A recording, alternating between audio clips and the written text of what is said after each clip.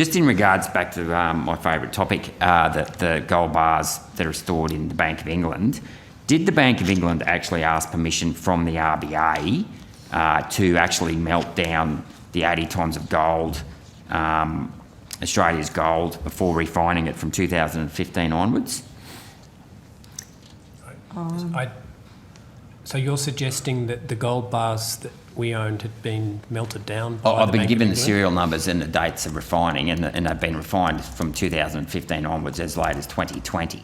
So I would have thought that if the Bank of England, either they didn't have our gold bars there in the first place, and you know, the memo I got from the RBA previously has said there's been fake gold bars, duplicate serial numbers.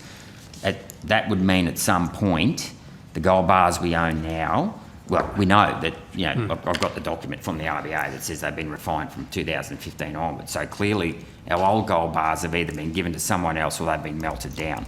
But long story short, it's a trespass to chattel for the Bank of England to be, you know, moving around our gold bars without permission from the RBA. Wouldn't you agree with that? Senator Rennick, I was just going to ask if there was a question there, which I think was, do you agree with so that? Did the and Bank that's of the England end of ask for your permission? 10-minute block. Yep. Yeah.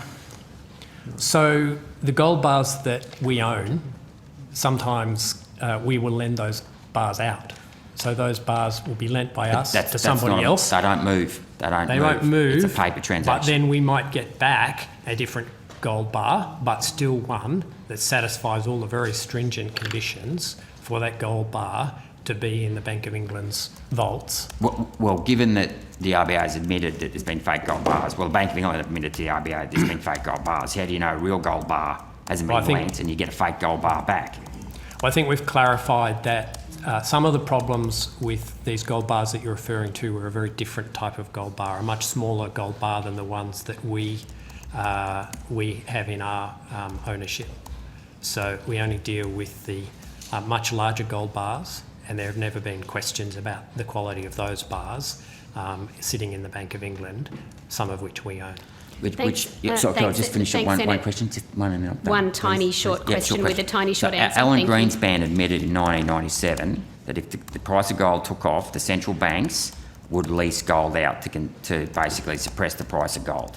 Australia's third biggest mineral export is gold at $28 billion. To put that in context, our beef exports are $11 billion.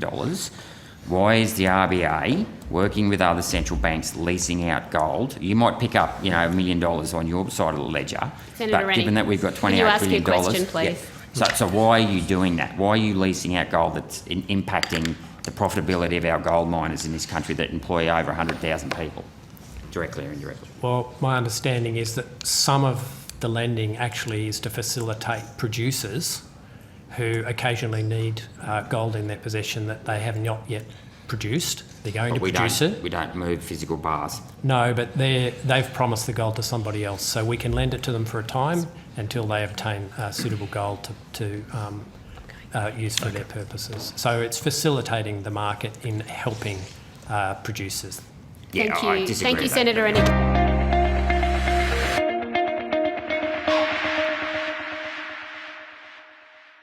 Authorised G. Rennick, LNP Chermside.